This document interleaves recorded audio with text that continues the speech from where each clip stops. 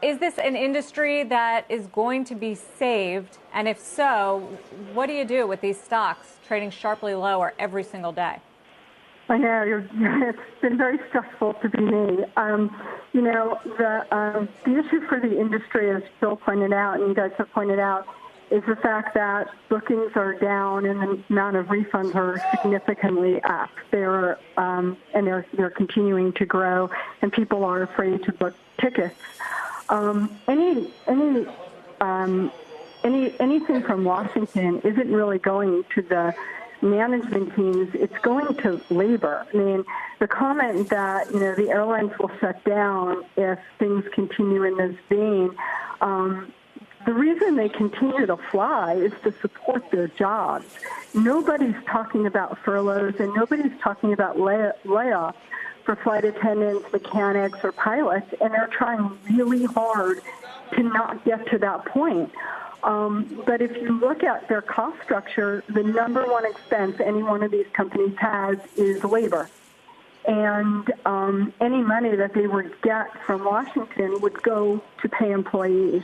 So it's not really a bailout or savings of the airline industry per se, as much as it's helping them maintain employment of, what we would all consider to be very good jobs.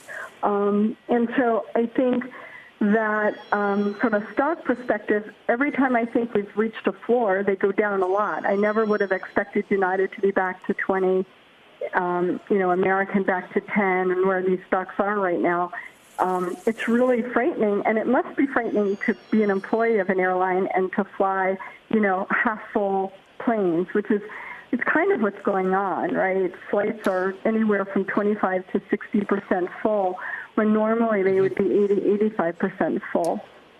Helane, what do people do with the stocks? I mean, if this industry or certain players need some kind of government assistance, what is the chance that is done in a way that equity holders still get to benefit to the upside as well? Is the equity here very, very hard to value at the moment? Well, yes. Well, it's been really hard to value because I don't know what the earnings are going to look like, right? Delta said today on their 8K that their March revenues are down $2 billion. United said they thought, a week ago, United said they thought their revenues could be down 70% in March.